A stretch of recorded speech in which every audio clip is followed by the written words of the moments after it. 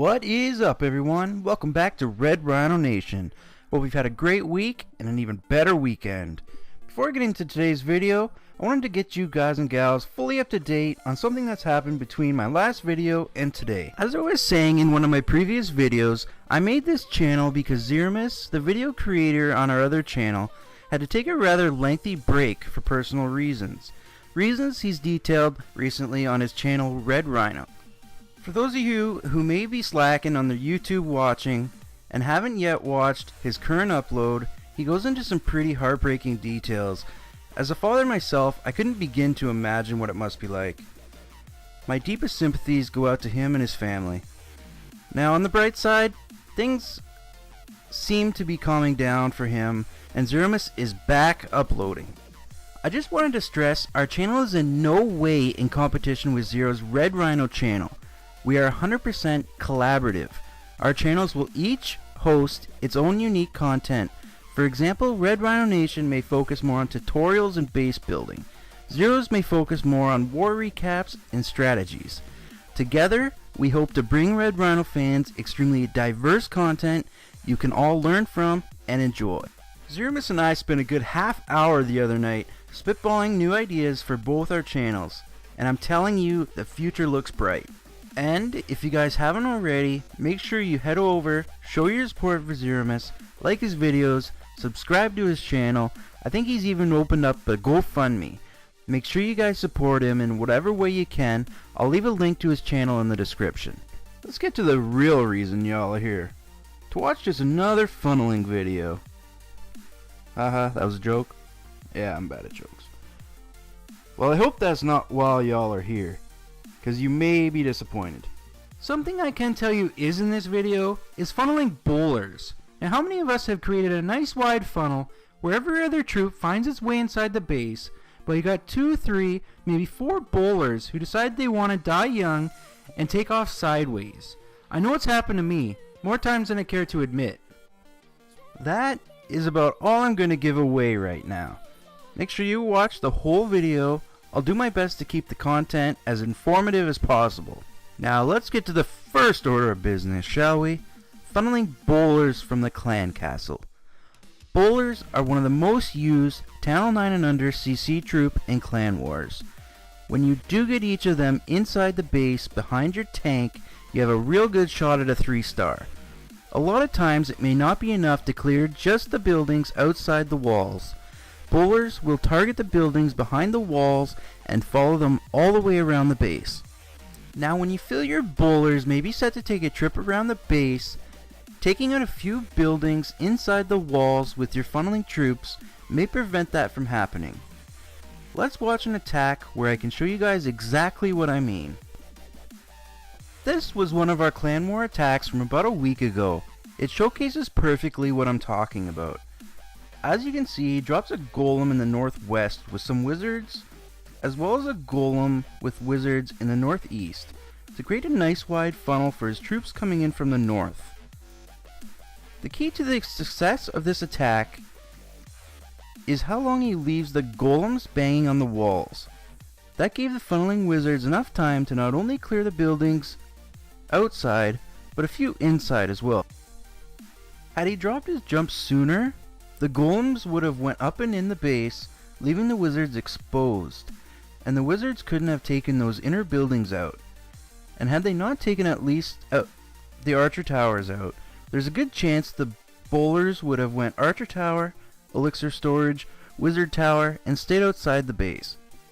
Now if you're going to be leaving your golems out tanking for that long, especially if your golems are going to be taking fire from 2 or more defenses, it's important that you take a 3rd golem to send up the middle.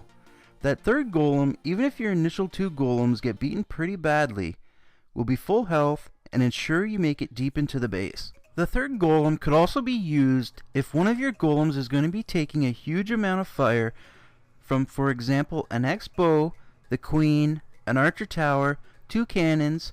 Sending that 3rd golem on that side of the funnel will ensure you get a nice wide funnel you require to get those CC bowlers into the core. I want you guys to note, when taking out the inner and outer buildings, you only want to do it on either side of where your bowlers are entering. Don't funnel the whole strip. Leave a nice runway of buildings for your bowlers and troops to target straight up the middle of your funnel.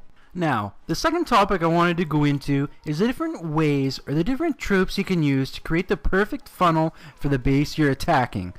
A lot of people think of a funnel as drop your golems, drop 2 wizards on one side, 2 wizards on the other, drop everything in the middle, and pray everything goes inside the base. They don't stop to actually view the layout, view the pathing of everything, view if there's some buildings you can take out prior to dropping your golems, where your troops will be out of range of the defenses. By taking out those couple buildings prior to dropping your golems, you can save hit points on your golems, so you're not waiting for the wizards to clear out all the garbage while your golems are turned into mincemeat by the defenses. When taking out those few outside buildings where your troops will be out of reach of the defenses while they do it, you want to time your golem drop so the defenses will target your golems or giants or whatever troops you're using to tank just before your wizard or minion or archer or whatever unit you take for the outside buildings get in range of the defenses. Doing that will save that unit from dying, and it can continue to help create that nice wide funnel and possibly give you that extra unit to help clean up. When deciding what troops I'll be using to create my funnel, I look at the side I'll be entering from. I look for outside defenses that may lead my golems away from where they need to be. I look on each side of where my golems are going to be. If there's a cannon or a bomb tower or another ground targeting defense covering that corner where a wizard would die but an air troop may stay alive and be able to take out a good chunk of buildings before even being targeted by an air targeting defense, I often select a baby dragon for that side to ensure I get every building I need to make that funnel happen. Another important thing I look at, will one golem be sufficient enough to tank all the defenses you need them to? Meaning, will all the funneling troops, wizards, minions, baby dragons, be safe from defensive fire while they cut your funnel? Now sometimes you can stray from this, using baby dragons to cut your funnel.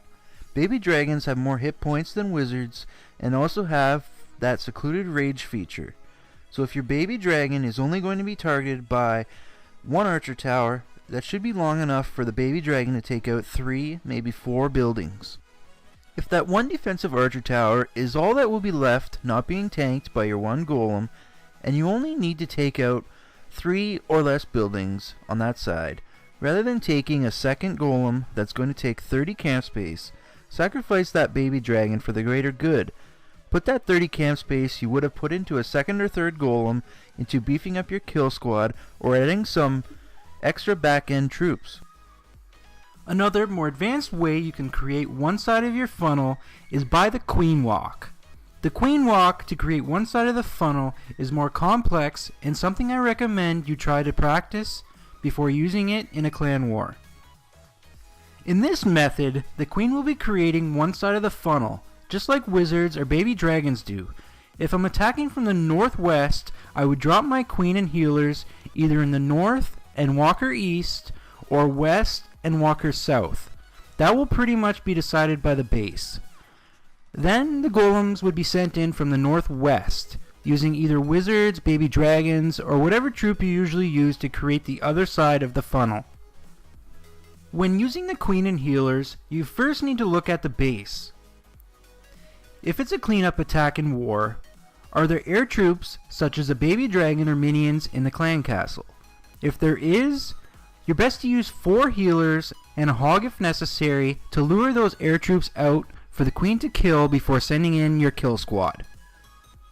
If you are unsure what's in the clan castle, it's best to lure and kill with the queen just to be on the safe side. Now if there is, say, a CC full of archers, there's no need, in my opinion, to lure those out. A poison as soon as they exit will destroy those pretty quick. Now if that's the case, and your queen during her walk to create the one side of your funnel isn't going to be encountering any more than 1, maybe 2 defenses at a time, or killing the clan castle, it would be best to drop your healer count to 3 and add in some extra firepower to your kill squad.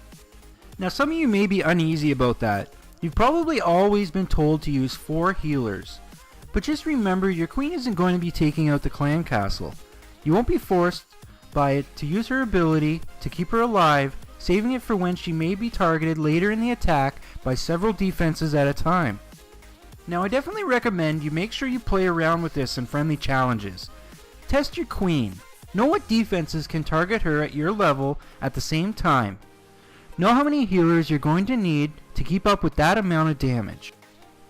Now the final thing, and there is a reason I've left this to last, to reward those who have stuck around and watched this whole video.